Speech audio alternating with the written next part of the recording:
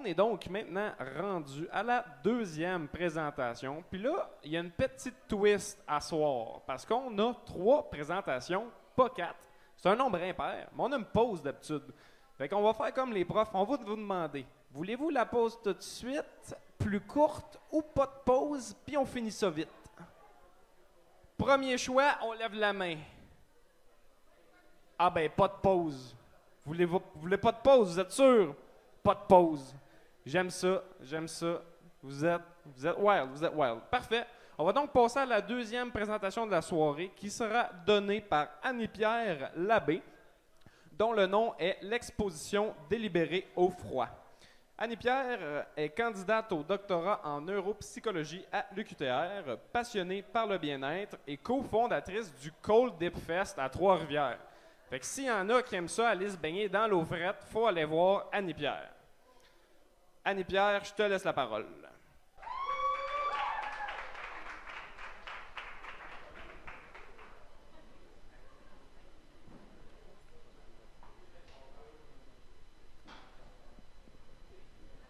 Je suis pas à l'aise avec un micro, c'est la première fois que j'utilise ça de ma vie.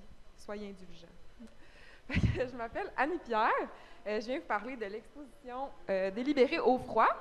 Puis moi, dans le fond, j'ai fait mon bac en psychologie, puis là, je fais mon doctorat en neuropsychologie. Puis même si il y a quand même des liens entre ma présentation puis mon domaine d'études, c'est vraiment plus de l'ordre de l'intérêt personnel, donc j'ai pas fait mes recherches là-dessus.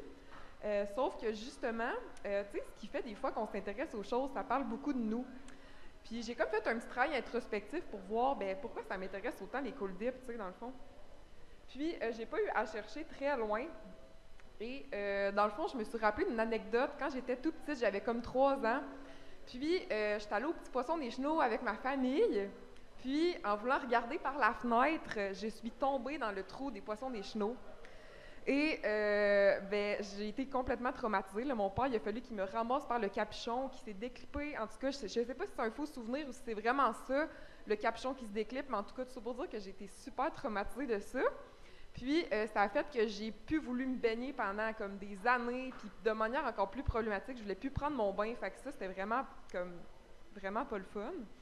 Puis, de manière un peu plus paradoxale, j'ai fait de la natation de compétition vraiment longtemps. J'ai fait les Patriotes natation. J'ai fait des compétitions canadiennes et tout. Fait que c'est quand même spécial. Puis, plus récemment, j'ai découvert un intérêt plus marqué pour les expositions à l'eau froide, donc les bains de glace. Puis, quand j'ai la chance d'en faire, même si c'est aussi random que dans un abreuvoir à vaches dans le milieu des montagnes, ben je le fais, puis j'aime bien ça. Puis là, j'ai décidé de demander, tu sais, pour comprendre un peu ce revirement de situation-là, j'ai décidé de demander à ChatGPT, notre grand ami, ce qu'il comprenait de tout ça. Puis ce qu'il m'a dit, c'est « Il se pourrait que vous cherchiez inconsciemment une manière de réexaminer et de transformer un traumatisme passé en une expérience contrôlée et positive. Cela peut également faire partie d'un processus de guérison où l'individu cherche à surmonter sa peur en s'exposant volontairement à des situations similaires. » Donc honnêtement, je le trouvais quand même assez right on point, puis moi, ça me fait un peu peur ces affaires-là, mais bon. Puis sinon, vu que c'est des mondes ton mythe, j'ai pensé vous donner quelques croyances ou quelques trucs qu'on entend des fois pour les démonter. Donc, par exemple, on va dire c'est dangereux de s'exposer au froid intense, habille-toi, tu vas attraper froid. Le stress est mauvais pour nous, on devrait tenter le plus possible de le minimiser.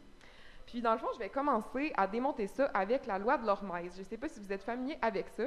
Mais dans le fond, ce que ça dit, c'est que c'est un concept selon lequel, quand on s'expose à de petites doses de stress, comme le froid, le chaud, mais aussi le sport, il y a des effets super positifs sur la santé, comme puisque, en fait, ça va stimuler les réponses adaptatives de notre organisme, puis finalement, on va s'adapter puis devenir de plus en plus résilient. Tu sais, dans la société dans laquelle on vit à cette heure, il y a tellement de confort, ce qui n'est pas négatif en soi. Là, on aime tous avoir un démarreur à distance puis un air clim, là, mais on est vraiment moins confronté à l'inconfort. Donc, ces processus-là sont de moins en moins utilisés, puis à faute d'utilisation, on finit par les perdre. Donc, on perd comme des opportunités de se renforcer à la fois physiquement puis psychologiquement. Puis, j'ai comme un blanc, excusez. Ouais, c'est ça. Je voulais vous parler aussi du gym. Tu sais, quand on va au gym, tu sais, on sait que on va se faire des muscles à la longue, tu sais, mais c'est un peu la même chose avec l'exposition au froid. C'est que c'est comme un stress sur le corps. Tu sais, dans le cas du gym, quand on lève des haltères, ben, on peut se faire des micro-déchirures, on peut se mettre à avoir chaud, à être essoufflé, puis c'est super inconfortable. Mais dans le fond, l'exposition au froid, c'est un peu la même chose, c'est juste que c'est des processus d'adaptation qui sont différents. Ensuite de ça, vous allez me dire, ben, est-ce qu'il y a vraiment des avantages à faire du gym thermal? Ben oui, il y en a vraiment beaucoup. Puis honnêtement, je pourrais passer ma présentation à vous parler de chacun de ça, un à la fois. Là, il y a tellement de choses à dire, mais je vais me contenter quand même de faire un petit survol. Donc, au niveau des avantages physiques, il y a la réduction de l'inflammation, le soulagement de la douleur, l'amélioration de la circulation sanguine, une récupération plus rapide, stimulation du système immunitaire, puis prévention de blessures. Donc, il y en a quand même vraiment beaucoup. Puis, il y en a aussi au niveau psychologique. Donc, on a démontré qu'il y avait une certaine réduction du stress, une amélioration de l'humeur, un renforcement de la résilience, une augmentation de la concentration, puis une prise de conscience corporelle. Donc, tu sais, au lieu de vous parler vraiment de tous ces points-là, un à la fois, je vais me contenter de faire comme un survol ou qu'est-ce qui se passe globalement dans le corps quand on s'immerge dans le froid. Puis, bon, ce qui se passe, puis là, en passant, ça, c'est Carl qui va venir présenter tantôt, là, si jamais vous vous demandez, il ressemble à quoi, bien, ça, c'est à quoi qu'il ressemble quand il s'immerge dans l'eau froide. Donc, ce qui se passe, c'est la réaction. Donc, ça, on va appeler ça le processus bottom-up. Donc, ce qui se passe, c'est quand notre système nerveux sympathique s'active. Le système nerveux sympathique, vous en avez peut-être déjà entendu parler, là, c'est le fight or flight. C'est quand notre corps est en mode survie. Donc, c'est vraiment ça qui se passe. Puis, si je fais une petite parenthèse neuro, là, dans le fond, le cerveau, comment il s'est développé de manière, dans l'évolution, il s'est développé du centre vers l'extérieur, puis du derrière vers le devant. Donc, ce qui s'active en premier quand il s'immerge dans l'eau froide, c'est les zones les plus primitives de notre cerveau, donc ce qui est au centre. Donc là, je vais vous épargner les détails. Là. On part, mettons, des récepteurs thermiques dans la peau, puis là, on monte dans le système nerveux jusqu'au tronc cérébral. Puis le tronc cérébral, c'est celui qui est en charge de toutes nos fonctions vitales. Donc, c'est celui qui fait qu'en ce moment, vous n'êtes pas obligé de penser à faire battre votre cœur ou de penser à digérer votre bière. Tu sais, c'est comme, c'est des fonctions vitales dont le tronc cérébral est en charge. Puis, avec l'hypothalamus, il est aussi responsable de l'homéostasie du corps. Puis, ce que c'est l'homéostasie, c'est notre état d'équilibre. Donc là, quand on rentre dans l'eau froide, on s'entend, notre tronc cérébral, il est comme « Qu'est-ce que tu fais là? » Genre, on vit du déséquilibre, là, on n'est pas bien. Fait que là, il va être comme « OK, la gang, si on veut survivre, là, il faut faire de la vasoconstriction, il faut aller réchauffer nos organes internes, il faut réguler notre respiration pour s'assurer d'un bon apport en oxygène. » Donc, c'est vraiment le tronc cérébral qui est en charge de tout ça. Puis, à part de ça, il y a aussi un cocktail d'hormones pas une hormone, je veux dire, des neurotransmetteurs qui sont sécrétés comme l'adrénaline, la noradrénaline, la dopamine, la sérotonine, les endorphines, vous en avez probablement déjà tous entendu parler. Puis ces hormones-là peuvent contribuer à tous les avantages psychologiques que je vous ai parlé tantôt. Puis ça peut aussi contribuer, mettons, si on pense à la dopamine, c'est une hormone, qu'est-ce que j'ai avec hormone? Neurotransmetteur, qui est lié aussi à la motivation. Donc, ça peut faire que plus que tu en fais, plus que tu as le goût d'en faire. Puis, on peut aussi, avec les endorphines, avoir l'impression de se sentir un peu sur un high.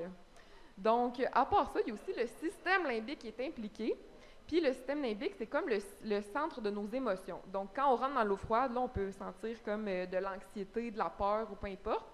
Puis, plus qu'on va sentir des émotions négatives, plus qu'on risque de vivre une expérience difficile parce que les émotions ont une grande influence sur la perception de la douleur. Donc, plus qu'on vit de l'inconfort psychologique, plus qu'on en risque d'en vivre de la physique aussi. Donc, c'est vraiment lié. Puis là, on peut imaginer que le processus bottom-up, c'est un peu comme, mettons, votre grand-mère ou ma grand-mère, en tout cas, si elle me voyait dans l'eau froide, elle aurait probablement une réaction du genre « Qu'est-ce que tu fais là? Sors de là, tu vas mourir! » Tu sais, la grosse panique. Donc, votre corps est vraiment en mode survie, puis il veut vous sortir de l'eau froide au plus vite. Puis là où la magie s'opère, c'est qu'on a aussi un processus, puis ça c'est encore Carl, on a aussi un processus top-down qu'on appelle. Puis ça, c'est vraiment que nos régions plus évoluées de notre cerveau, comme notre cortex préfrontal, va venir calmer notre système nerveux puis nous réguler. Donc, quand je parle du cortex préfrontal, c'est une région du cerveau qui est impliquée dans l'observation de soi, puis dans la prise de décision. Donc, ça nous permet comme de prendre une distance par rapport à notre expérience immédiate, puis se dire, OK, ouais, même si c'est inconfortable, je décide délibérément de rester dans l'eau froide pour tous les bienfaits psychologiques et physiques que ça pourrait m'apporter. Puis, c'est aussi une structure qui est en charge de la régulation émotionnelle.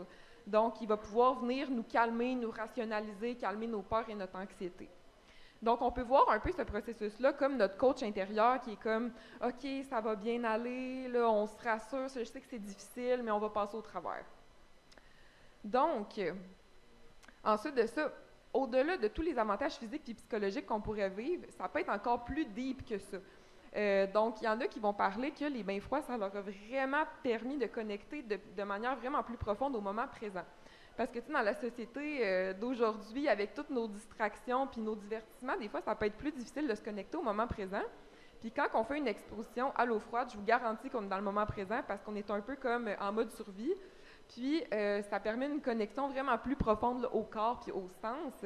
Puis, on peut aussi utiliser la respiration pour se calmer, puis ça va aussi induire un état méditatif.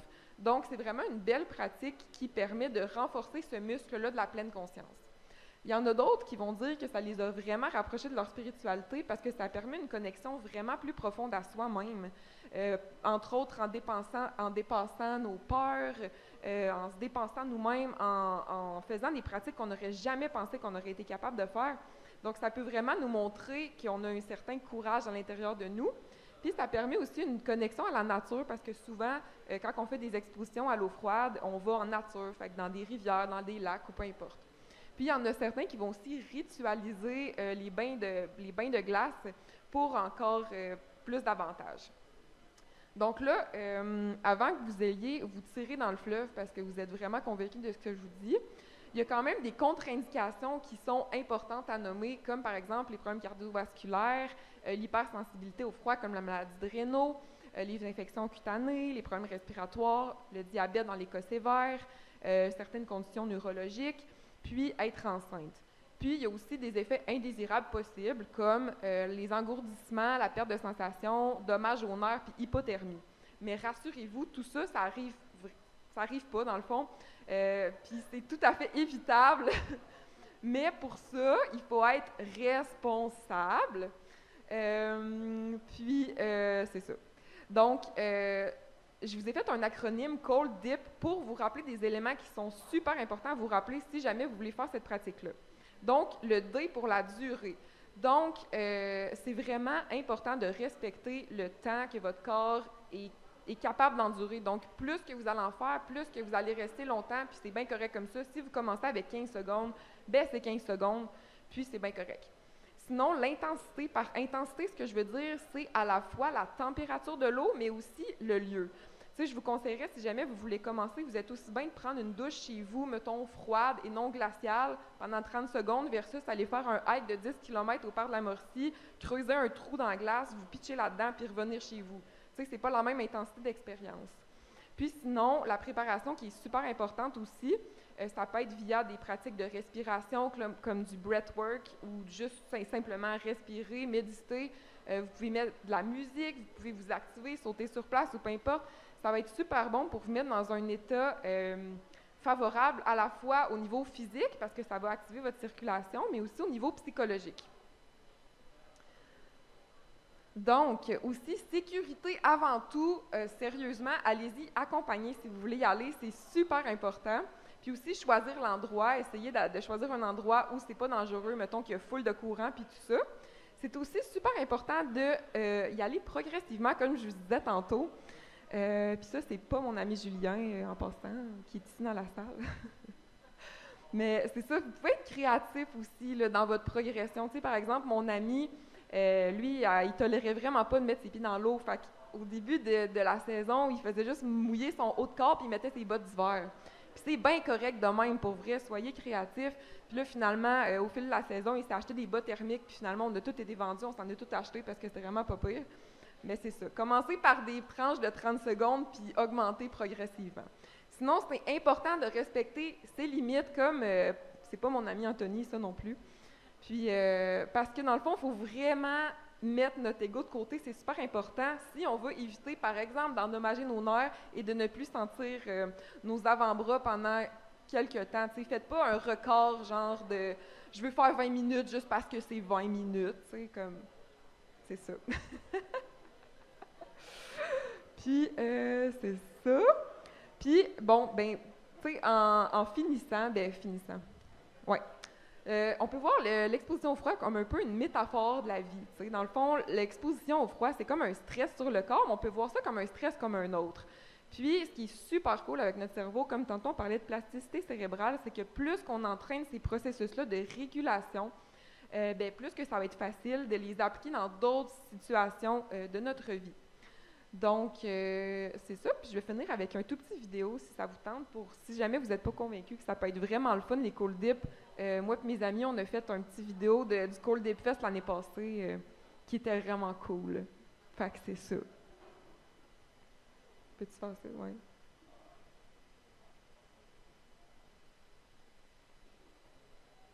C'est moi qui contrôle? OK.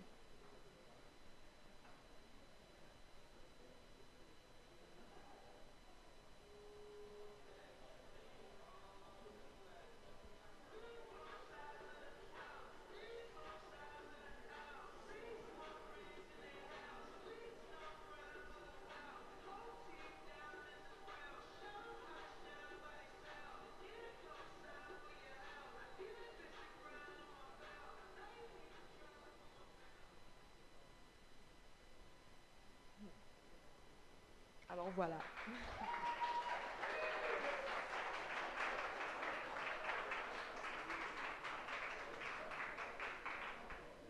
Est-ce qu'il y avait des questions?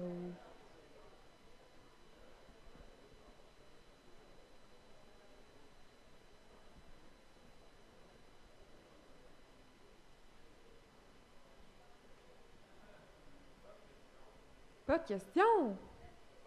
Oui.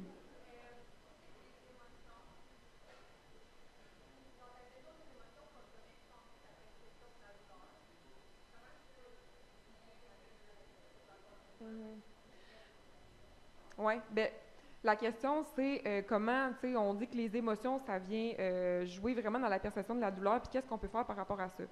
Ben, qu'est-ce que j'aurais à répondre par rapport à, mettons, mon expérience personnelle, c'est de me concentrer le plus possible sur ma respiration, puis essayer d'éviter d'entrer, parce que finalement, les émotions, c'est comme une anticipation de ce qui pourrait se passer. Souvent, c'est des peurs irrationnelles ou peu importe. Donc, vraiment, de se centrer sur le moment présent, de respirer. Allez-y avec des amis qui peuvent vous tenir la main, mettons. Tu sais, c'est comme... Ça peut être des choses qui viennent apaiser vos émotions. De rien.